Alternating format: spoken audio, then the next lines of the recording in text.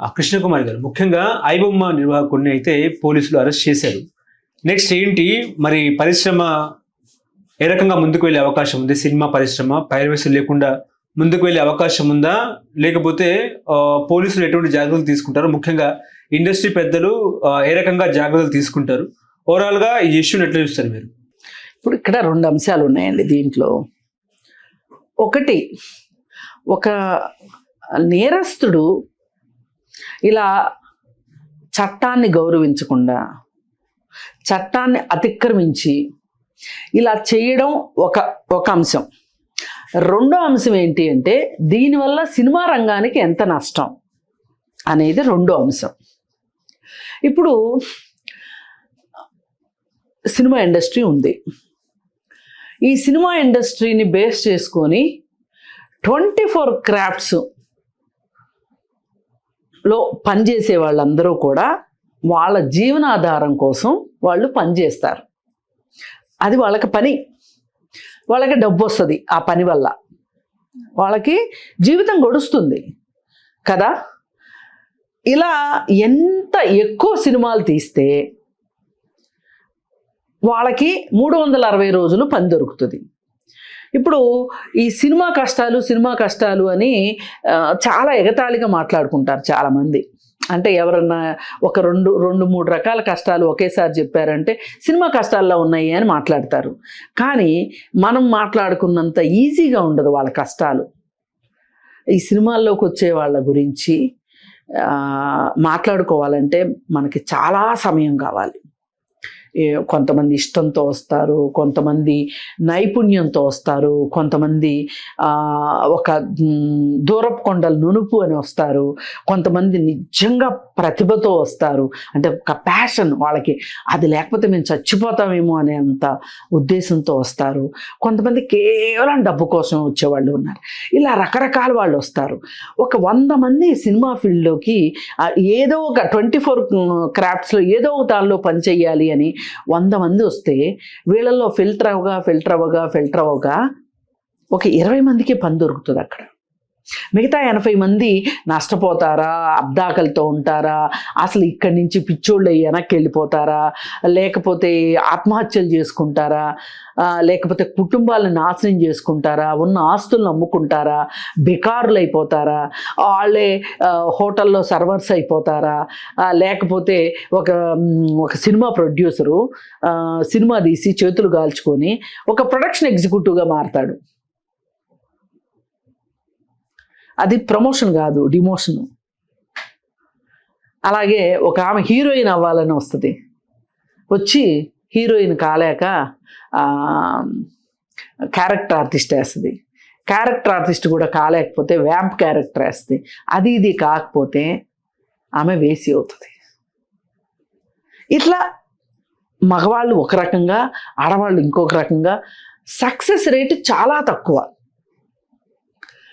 అయితే ఆ సక్సెస్ అయిన రేటు కూడా అందులోనే నిలదొక్కున్న వాళ్ళకు కూడా 360 రోజులు పని ఉంటుందా అంటే ఉండదు. కారణం ఏంటి అంటే ఒకప్పుడు చిన్న సినిమాలు చాలా ఎక్కువ వచ్చాయి. ఈ చిన్న సినిమాలు తగ్గిపోయి ఇప్పుడు అన్ని హై బడ్జెట్ పిక్చర్స్ వచ్చేసినాయి. ఒకప్పుడు కృష్ణ గారు సంవత్సరానికి 15 సినిమాలు రిలీజ్ అయితే, శోభన్ బాబు గారు వాళ్ళిద్దరు కాంబినేషన్లోనూ లేకపోతే విడివిడిగాను రిలీజ్ అయితే, అదే టైంలో కృష్ణరాజు గారు, అదే టైంలో మురళీమోహన్ గారు, అదే టైంలో చిరంజీవి గారు, ఇట్లా ఎన్ని సినిమాలు చేసేవాళ్ళు సంవత్సరానికి. ఇప్పుడు హీరోలు చూడండి, అన్ని సినిమాలు నటించలేకపోతున్నారు. దీనివల్ల మనం ఇదంతా ఎందుకు మాట్లాడుకుంటున్నామంటే దీనివల్ల పని రోజులు తగ్గిపోతున్నాయి. అయితే ఆ కారణాలు అలా ఉండగా తీసిన సినిమా పైరసీ అయ్యిందనుకోండి, ఎక్కువ రోజులు అంటే ప్రొడ్యూసర్కి డబ్బులు రాలేదనుకోండి, అలాగే సినిమా థియేటర్ వాడికి డబ్బులు రాలేదనుకోండి, ఇప్పుడు సినిమా వాళ్ళకి పిచ్చి ఎలా ఉంటుందంటే సినిమాలో సంపాదించిన డబ్బులు సినిమాలోనే పెడతారు. ఈ పైరసీ వల్ల సినిమా టికెట్ కొని చూసే వాళ్ళు తగ్గిపోతే, వాళ్ళకి ఆదాయాలు తగ్గిపోతే వాళ్ళు సినిమాలు ఎలా తీయగలుగుతారు? వీళ్ళు సినిమాలు తీయలేదనుకోండి, ఉపాధి ఏమవుతుంది? సినిమా అనేది ఒక పరిశ్రమ, సినీ ఇండస్ట్రీ అంటారు. పరిశ్రమ అంటే ఏంటి? అక్కడ పని జరిగితే పని చేసిన వాళ్ళకి జీతాలు వస్తాయి, జీతాలు వస్తే వాళ్ళకి జీవనోపాధి, వాళ్ళు తిండి తింటారు. అలాంటి పని జరగకోకుండా పైరసీల వల్ల థియేటర్కి వెళ్ళి సినిమాలు చూడకుండా, ఒకవేళ ఓటీటీల్లో వస్తే ఓటీటీలో కూడా సినిమాలు డబ్బు ఖర్చు పెట్టి చూడకుండా దొంగతనంగా ప్రేక్షకులు సినిమా చూసే అవకాశాన్ని కల్పించాడు ఈ రవి, ఐబొమ్మ రవి. ఇది నేరం అవునా కాదా? నేరం అవునా కాదా? మీ దగ్గర ఒక విద్వత్తు ఉందండి, ఎక్కడో దాకెందుకు? రోడ్డు పైన సర్కస్ చేసేవాళ్ళు ఉంటారు. దేనికి చేస్తారు వాళ్ళు? జీవనోపాధికే కదా. సర్కస్ చేసి చుట్టూ చూసే వాళ్ళందరినీ డబ్బులు అడుగుతారు, అవునా కాదా? ఎవ్వరూ డబ్బులు ఇవ్వకోకుండా వెళ్ళిపోయారనుకోండి, వాళ్ళకి అన్నం ఎట్లా? ఏంటి అక్కడ ఉద్దేశం ఏంటి? మేము చేసిన ఫీట్లు చూసి మీరు ఆనందించారు కాబట్టి మీకు తోచింది మీరు ఇవ్వండి అంటున్నారు. అలా కాకుండా సినిమాలు ఏంటి, దీనికి 24 క్రాఫ్ట్స్ ఇన్వాల్వ్ అవుతాయి కాబట్టి ఒక టికెట్ రేటు నిర్ణయించారు. అది ఎక్కువనో తక్కువనో సినిమా టికెట్ల రేట్లు తగ్గించమని పోరాటం చేయండి కావాలంటే, అంతేగాని దొంగతనంగా చూస్తానంటే ఈ చూసిన ప్రేక్షకులది తప్పు, ఈ వాళ్ళకి అందుబాటులోకి తీసుకొచ్చిన ఐబొమ్మది తప్పు. అసలు ఐబొమ్మ అనేవాడు చూపించకపోతే ప్రేక్షకులు చూడరు. తప్పు మొదటగా జరిగింది ప్రేక్షకులది కాదు, ఇక్కడ ఐబొమ్మ రవిదే తప్పు. రవి కావచ్చు, రవి లాంటి వాళ్ళు కావచ్చు. ముందు సినిమా పెద్దలు తప్పు లేకపోతే రవి తప్పు లేదు కదా మేడం? సినిమా పెద్దలు తప్పు ఏంటి చెప్పండి ఇక్కడ? అంటే టికెట్ రేట్లు పెంచడము, ఆ తర్వాత స్నాక్స్ రేట్ కూడా పెంచడము. మనం ఏం చేయాలి అప్పుడు? స్నాక్స్ రేట్ గురించి ఫైట్ చేయాలి, సినిమా టికెట్ల రేట్ల గురించి ఫైట్ చేయాలి. అంతేగాని దొంగతనంగా చేస్తామంటే, ఇప్పుడు ఒక వస్తువు ఎక్కువ రేటుకి అమ్ముతున్నారు, ధరలు తగ్గించమని అడగాలి, అంతేగాని దొంగతనంగా తీసుకుంటామంటే ఎట్ట కుదురుతుంది? ఇప్పుడు సగటు ఫ్యామిలీ ఏమైనా అండి 2000 అయినా సరే దొంగతనంగా చూడడం దొంగతనమే. ఇది మట్టుకు అసలు మనం సమర్థించే విషయమే కాదు.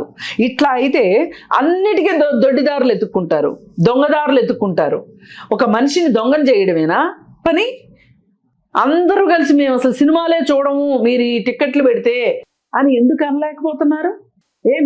మీకు మీరు బ్యాన్ పెట్టలేరా? కాదు, మనకు అసలు అంత నొప్పి మనకు ఉండకూడదు. వీలైతే డబ్బుంటే డబ్బు ఖర్చు పెట్టి చూస్తాం, లేదు వీలైతే దొంగతనంగా సినిమా చూస్తాం. ఈ 2 మార్గాలే ఎంచుకోవడం తప్పు. మీకు ఎక్కువ అనిపించినప్పుడు మీరు మీరు ఏమంటారు, బాయ్కాట్ చేయండి. ఇప్పుడు సినిమా హాల్లో పాప్కార్న్ రేటు ఎక్కువ ఉంది, కరెక్టే. పాప్కార్న్ కొనకండి. ఏం చేస్తాడు అప్పుడు? కొనకపోతే ఏం చేస్తాడు? తగ్గించి అమ్ముతాడా లేదా? అవును. మనిషికి ఇవాళ ఒక సమస్య గురించి మాట్లాడటం నామోషి అయిపోయింది. అక్కడ గొడవ పెట్టుకోవాలి అనుకుంటే మన హక్కు ఏంటి? ఎంఆర్పి రేటు ప్రకారం కొనుక్కునే హక్కు వినియోగదారుడికి ఉంది. ఎంఆర్పి కంటే నువ్వు రేట్ ఎక్కువ పెట్టావేంటి అని నిలదీసే హక్కు మనకుంది. మన హక్కు మనకున్నప్పుడు మనం హక్కుల కోసం మాట్లాడకపోతే ఎట్లా? హక్కుని హక్కుగా మాట్లాడడం నేర్చుకోండి. మేము బిజీ, మేము ఇక్కడ ఖర్చు పెట్టినా ఇంకో చోట సంపాదించుకునే తెలివితేటలు మా దగ్గర ఉన్నాయి అనే ఒక నిర్లక్ష్యం, ఒక ధోరణిని చూసారా మనుషుల్లో? ఆ ధోరణి వల్లే ఇలాంటి దొంగలు ఎక్కువ అవుతున్నారు. ఒక సగటు ఫ్యామిలీ, ఒక మిడిల్ క్లాస్ ఫ్యామిలీ ఈ రోజుల్లో సినిమా చూడాలంటేనే భయం వేస్తున్న పరిస్థితి. నేను కాదనట్లే, దానికి మీరు చేయాల్సిన మాక్సిమం 2000 ఉంటేనే తప్ప. అవునండి, నేను కాదనట్లా. ఈ రోజుకి శ్రీరాముల థియేటర్ ఉంది. టికెట్ ఎంత శ్రీరాముల థియేటర్లో? ఎందుకు మనం శ్రీరాముల థియేటర్కి వెళ్ళట్లేదు? శ్రీరాముల థియేటర్కి మల్టీప్లెక్స్ థియేటర్కి ఏంటి డిఫరెన్స్ చెప్పండి? పైగా పాప్కార్న్ గురించి, కూల్ డ్రింకుల గురించి, అక్కడ తినే మేత గురించి, తిండి గురించి కంప్లైంట్ చేయడము అంటే, మనం అక్కడికి వెళ్ళాము అంటే అందుకు సిద్ధపడే వెళ్ళాలి. వెళ్ళదలుచుకోకపోతే పోరాటం చేయాలి. ఇవాళ పెట్రోల్ రేట్ పెరిగితేనే పోరాటం చేయని మనుషులు అయిపోయారండి. ఇవాళ అంటే ఈ ధీమా ఎక్కడి నుంచి వస్తుందో చెప్పంటారా? నాకు డబ్బు సంపాదించడం తెలుసు, నేను సంపాదించుకోగలను, నేను ఏ మాయ చేసైనా డబ్బు సంపాదిస్తాను, నేను ఎందుకు ఇక్కడ టైం వేస్ట్ చేసుకోవాలి ఈ విషయాల దగ్గర, ఇక్కడ ఖర్చు పెడదాం, ఇంకో చోట సంపాదిద్దాం.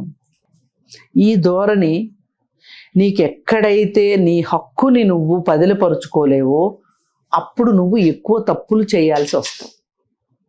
ఇక్కడ ఈ ఐబొమ్మ విషయంలో, రవి విషయంలో ఖచ్చితంగా అతను వ్యవస్థలో ఉండే కొన్ని లోపాలని ఆసరాగా చేసుకొని అతను ఒక క్రిమినల్ యాక్టివిటీకి పాల్పడ్డాడు. మనం ఇలాంటి క్రిమినల్ని సపోర్ట్ చేశాము అంటే మన మనసులో కూడా ఎక్కడో చట్టాన్ని గౌరవించని ఒక మనస్తత్వం మన దగ్గర ఉంది అని అర్థం. ఆ మనస్తత్వం మన దగ్గర ఉండబట్టే మనం దాన్ని, ఆ ఐబొమ్మ రవిని సపోర్ట్ చేస్తున్నాం. అసలు ఐబొమ్మ రవి అతను అలా విధంగా సినిమా చూపించే అవకాశాన్ని ఇస్తున్నాడు అంటే అతను చేసే తప్పులు మనం కూడా భాగం పంచుకుంటున్నాము అనే ఒక ఆలోచన మనుషులకి రావట్లేదు అంటేనే ఎక్కడో లోపం జరుగుతుంది. మనిషికి ఒక నైతిక విలువల పట్ల, అలాగే రూల్స్ రెగ్యులేషన్స్ పట్ల, చట్టం పట్ల మనకి ఒక నిర్లక్ష్య ధోరణి వచ్చేసింది. అదేమంటే వీళ్ళు ఏం మాట్లాడతారంటే, ఒక ఎమ్మెల్యే సంపాదించుకోవట్లేదా, ఒక వ్యాపారస్తుడు మోసం చేయట్లేదా, ఒక ఉద్యోగి మోసం చేయట్లేదా, ఒక గెజిటెడ్ ఆఫీసర్ మోసం చేయట్లేదా అని వీళ్ళకి వీళ్ళు సరిచెప్పుకుంటున్నారు. నేను ఎంఆర్ఓ ఆఫీస్కి వెళ్తే నాకు ఫ్రీగా చేయాల్సిన పని కూడా లంచం అడుగుతున్నారు కదా, నేను అక్కడ లంచం ఇవ్వకోకుండా నా పని జరగట్లేదు కదా, అందుకని నాకు నచ్చిన చోట, నాకు అవకాశం ఉన్న చోట నేను డబ్బు సంపాదిస్తాను అనే ధోరణి మనుషుల్లో ఎక్కువైపోయింది. ఇది ఒక అంటువ్యాధి, ఒక రకంగా ఇది ఒక జబ్బు, ఈరోజు సమాజాన్ని పట్టి పీడిస్తున్న జబ్బు. అందుకే ఈ జబ్బులో ఉంటున్నాం కాబట్టే ఇలాంటి వాళ్ళని మనము సైలెంట్గా ఎంకరేజ్ చేస్తున్నాం కాబట్టి ఇలాంటి రవిలు పుట్టుకొస్తున్నారు. ఇవాళ మీకు బెట్టింగ్ యాప్లు నడుస్తున్నాయి అన్న, ఇవాళ ఎన్ని రకాల ఫైనాన్షియల్ ఫ్రాడ్స్ జరుగుతున్నాయి అన్న, దానిని తెలిసో తెలియకో, ఆలోచించకుండానో ప్రజలే చేస్తున్నారు ఇదంతా. హైకోర్టు వెబ్సైట్ కూడా హ్యాక్ అయిందంట. అవుతాయి ఎందుకంటే అక్కడ ఆ హ్యాకింగ్కి ఊతం ఇచ్చే వాళ్ళు అదే ఆఫీస్లో ఉంటారు. ఎందుకవు? ఓకే, ఇప్పుడు నేను ఒక సజెషన్, అంటే నాకు ఒక డౌట్ ఏంటంటే, రవిని మన సైన్యంలో పంపిస్తే బాగుంటుందిగా. ఎట్లా? రవిని ఇప్పుడు ఐబొమ్మ రవిని మన సైన్యంలో పంపిస్తే బాగుంటుంది. ఏం చేస్తాడు సైన్యంలోకి వెళ్ళి? పొరుగు దేశం వాళ్ళు మన దేశం మీద ఏమైనా హ్యాకింగ్ పాల్పడ్డా కూడా అవన్నీ కూడా చెప్పేస్తారు కదా మనోడు. ఇప్పుడు మేధస్సుకి 2 కోణాలు ఉంటాయి. మంచికి వాడేది ఉంటుంది, చెడుకు వాడేది ఉంటుంది. మనం మంచికి వాడుకోవచ్చు కదా. మంచికి వాడుకోవచ్చు కదా అంటే అతనికి ఇష్టం ఉండాలి కదా. అతనికి ఇక్కడ కిక్కిస్తుంది, ఇలా చేయడం కిక్కిస్తుంది అతనికి. అతను ఇదంతా కేవలం డబ్బుల కోసమే చేశాడని నేను అనుకోవట్లే. నేను ఎంతమందిని మోసం చేశాను, నేను ఎంతమంది కళ్ళు గప్పాను, నేను ఎంతమంది పైరసీ పాలైపోతుంది అని ఎంతమంది ప్రెస్ మీట్లు పెట్టి మాట్లాడుతుంటే అవి అతను ఎంజాయ్ చేశాడు. అందుకే 100 గుడ్ల రాబందు కూడా ఒక గాలివానకి సచ్చిందని చివరికి ఇక్కడ దొరికాడు వచ్చి. ఏ నేరస్తుడైనా ఏదో ఒక రోజు దొరుకుతాడండి, అంటే దొరకని నేరస్తుడు ఉండడు. పుష్ప మాదిరి ఒక డైలాగ్ విసిరాడండి, దమ్ముంటే పట్టుకురా షెకావత్, పట్టుకుంటే వదిలేస్తా సిండికేట్ అని చెప్పేసి ఒక డైలాగ్ విసిరాడులేండి. డైలాగ్ పోలీసులకు ఎక్కడో కాలింది, కొట్టేశారు, వచ్చి పట్టేశారు. అలా అని కూడా కాదండి, పోలీసులు వాళ్ళ విధిని వాళ్ళు నిర్వర్తించారు. వాళ్ళు ఏమి చాలా ఎక్స్ట్రాడినరీగా చేసింది ఏమీ లేదు ఇక్కడ, అది వాళ్ళ పని. ఈ దేశంలో ఎవరి పని వాళ్ళు చేస్తే చాలు. చట్టం తన పని తాను చేసుకెళ్ళింది. ఇవాళ కాకపోతే రేపు కాకపోతే ఎల్లుండి. నేను అదే చెప్తున్నా, మోసం ఎల్లకాలం చెయ్యలేరు. చట్టాన్ని మతలబు చేయడం అన్నిసార్లు అన్ని వేళలా కుదరదు.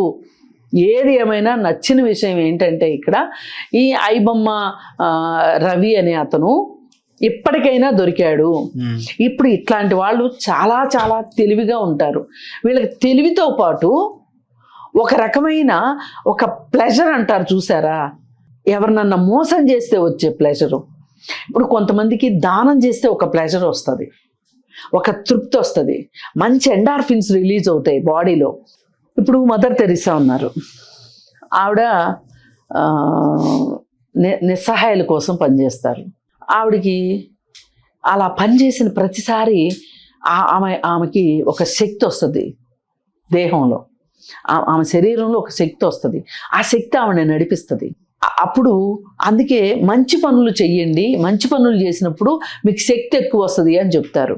ఇప్పుడు ఆ ఫిలాసఫీయే చాలామందికి ఫిలాంథ్రపిస్టులకి అంటే దాతృత్వం చేసే వాళ్ళకి అదే ఒక మూల సూత్రం. వాళ్ళకి డబ్బు సంపాదించినప్పుడు వచ్చే సంతోషం కంటే కూడా వాళ్ళ డబ్బు సద్వినియోగం అవుతున్నప్పుడు వాళ్ళకి చాలా సంతోషం వస్తుంది.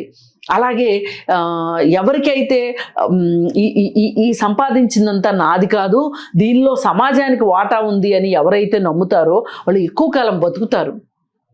నా వల్ల ఒకరికి ఉపయోగం ఉంది అని అనుకుంటే గనక, నా జీవితానికి ఇది సార్థకత అనుకుంటే వాళ్ళకి ఒక కొత్త రకం శక్తి వస్తుంది. అయితే అలా కాకుండా వాళ్ళందరూ ఎక్కడైతే ఉత్తేజాన్ని పొందుతున్నారో, సంతోషాన్ని అనుభవిస్తున్నారో, వాళ్ళకి వాళ్ళ శరీరంలో ఎండార్ఫిన్స్ రిలీజ్ అవుతున్నాయో, అట్లాగే కొంతమందికి ఏంటి అంటే ఈ చట్టాన్ని చేతిలోకి తీసుకొని పోలీసుల్ని అధికారుల్ని ఏమార్చి ఒక మోసం చెయ్యాలి అనే ఒక మనస్తత్వం ఉంటుంది చూసారా, దీన్ని యాంటీ సోషల్ పర్సనాలిటీ అంటారు, సంఘ విద్రోహ శక్తులు అంటారు. ఈ మనస్తత్వం ఉన్నవాళ్లే ఈ టెర్రరిస్టులోకి వెళ్ళడం కావచ్చు. ఒక మనిషి నిలువున కాలి చచ్చిపోతుంటే వీళ్ళకి చాలా సంతోషంగా ఉంటుంది. అబ్బా, అక్కడ నేను పెట్టిన బాంబే కదా, అక్కడ నేను చేసిందే కదా. ఒక మనిషి తను చేసిన అన్యాయం వల్ల నష్టపోతే వాళ్ళకి చాలా సంతోషంగా అనిపిస్తుంది. ఇట్లా అంటే అందరు మనుషులు ఒకలా ఉండరు. కొంతమంది మనుషులు ఇలా ఉంటే కొంతమంది మనుషులు ఇలా ఉంటారు. ఈ ఐబొమ్మ రవికి ఒక కిక్ ఇచ్చింది ఏంటి అంటే, నా కోసం ఇంతమంది పోలీసులు ఎతుకుతున్నారా, నేను వీళ్ళెవ్వరికీ దొరక్కోకుండా ఎక్కడో కరేబియన్ దీవుల్లో కూర్చొని వీళ్ళకి దొరక్కోకుండా 24 గంటలు నా గురించి ఆలోచిస్తున్నారా వీళ్ళు. భార్య పట్టించిందంటగా, భార్యని ఇప్పుడు చట్టాన్ని ఇంత మోసం చేసిన వాడు భార్యని ఎంత మోసం చేశాడు ఎవరికి తెలుసు కదా.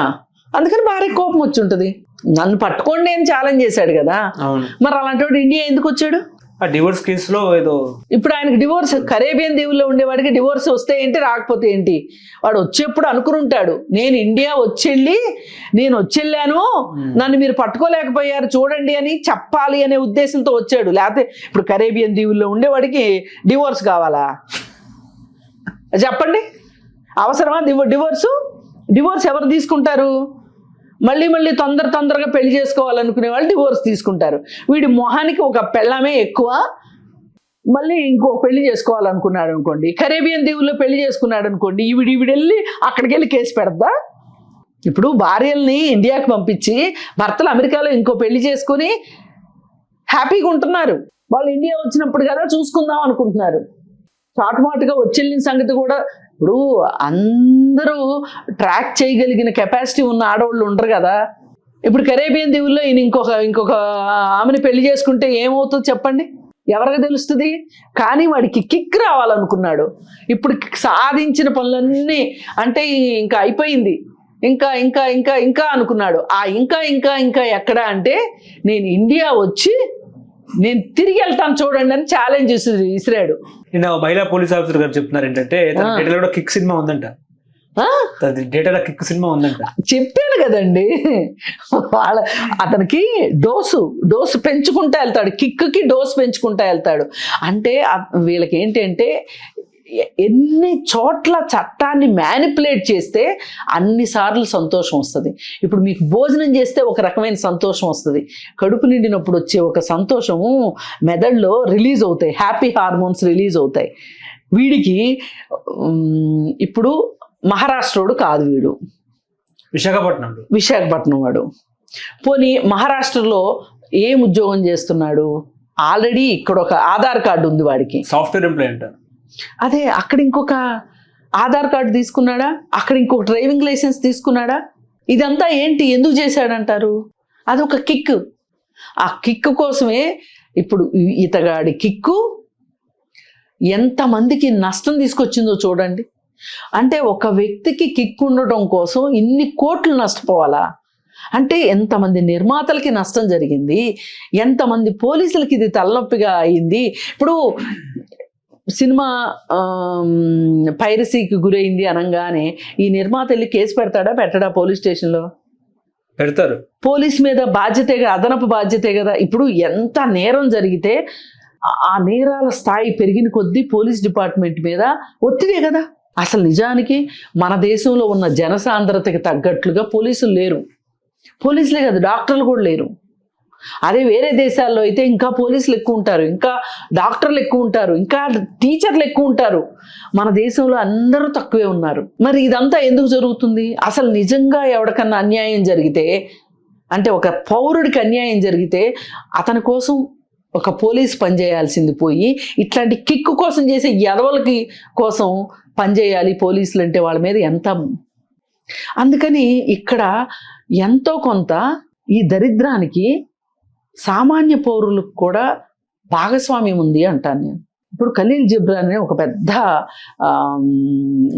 తత్వవేత్త ఉన్నారు. ఆయన అంటారు, సమాజంలో జరిగే ప్రతి చెడుకి ప్రతి మంచికి సమాజంలో ఉన్న ప్రతి ఒక్కరి అంగీకారము అనంగీకారము లేకపోతే ఒక అదృశ్య మద్దతు ఉంటుంది, ఉంటేనే ఈ పనులన్నీ జరుగుతాయి అంటారు ఆయన. అది కఠిన వాస్తవం. ఇప్పుడు వాడు పైరసీ చేశాడు, సరే చేసింది తప్పే, వీడు చూడకుండా ఉండొచ్చుగా. అందుకే మనకి మన మద్దతు ఉంటుంది వాళ్ళకి. ఓకే. అందుకని ప్రతి ఒక్కళ్ళు చట్టాన్ని తెలుసుకోగలిగిన ప్రతి వాళ్ళు చట్టబద్ధంగా ఉంటే ఇట్లాంటి దొంగలకి ఉపయోగం ఉండదు. అంటే దొంగలు అయ్యి కూడా ప్రయోజనం ఉండదు. ఇప్పుడు మనము ఒక రకంగా ఒక అన్యాయాన్ని మనం డైరెక్ట్గా సమర్థించకపోవచ్చు, కానీ ఆ అన్యాయాన్ని చూస్తూ ఊరుకుంటాం కూడా నేరమే. చట్టం దృష్టికి తీసుకురాకపోవటం కూడా నేరమే. ఇన్ని ఉన్నాయి. అందుకని ఏంటంటే ఈ ఐబొమ్మ లాంటి వాళ్ళు, ఈ వికృత మనస్తత్వం ఉన్నవాళ్ళు నిజంగా అవసరానికి చేసేదానికంటే కూడా వాళ్ళల్లో ఉన్న ఒక ప్లెజర్ కోసం చేసేవాళ్ళు చాలామంది ఉన్నారు.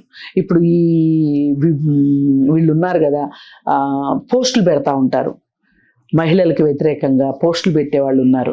ఇవాళే తులసి చంద్ గారు వెళ్ళి ఇచ్చారు, కంప్లైంట్ ఇచ్చారు. మరి ఇదంతా ఏంటి? చేయకూడదు కదా, మరి చేస్తున్నారు. యాంటీ హిందూ అన్నట్టు ఏదో పెట్టారట కదా అని పెట్టారు. అంతవరకు మాట్లాడండి, బూతులు ఎందుకు మాట్లాడాలి? బూతులు మాట్లాడొద్దు కదా. నువ్వు ఎందుకమ్మా యాంటీ హిందూగా మాట్లాడుతున్నావు? నీకు ఎందుకమ్మా అంత కోపం?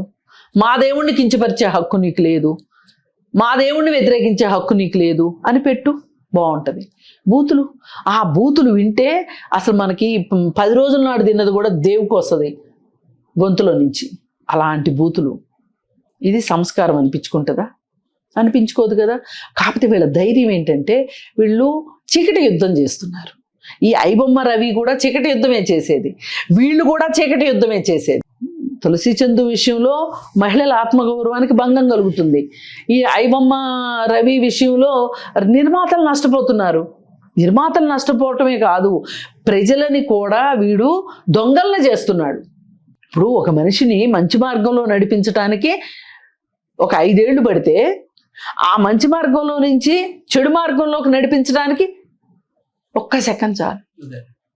అందుకని ఇట్లాంటి వాళ్ళు చాలా ప్రమాదకారులు, ఐబొమ్మ రవి లాంటి వాడు. అందుకని అతనికి వీలున్నంత వరకు జీవితాంతం, మొన్న ఎక్కడో ఒక చోట కేరళలో అనుకుంటా 180 సంవత్సరాలు జైలు శిక్ష వేశారు. అలా ఇతనికి కూడా అలాంటి శిక్ష పడాలి, ఇలాంటి శిక్ష త్వరితంగా పడాలి. అసలు ఇతనికి న్యాచురల్ జస్టిస్ ప్రకారం బెయిల్ వచ్చేదానికంటే కూడా అస్సలు బెయిల్ ఇవ్వద్దు అనేంత అమానవీయత నా దగ్గర లేదు, నాకు లేదు. కానీ కాకపోతే త్వరగా ఛార్జ్ షీట్ వేసి త్వరగా విచారణ చేసి త్వరగా శిక్ష వేయాలని కోరుకుంటాను. హలో, తెలుగు రాజ్యం ఛానల్ చూస్తున్నారా? సామాజిక రాజకీయ జీవన చిత్రణే తెలుగు రాజ్యం. అతిశయోక్తులు అసత్యాలు ఉండవు. రాజకీయ కోణం కాదు, ప్రజా కోణమే కొలబద్ద. తెలుగు రాజ్యం వీక్షణ మీ ఉత్తమ అభిరుచికి నిదర్శనం.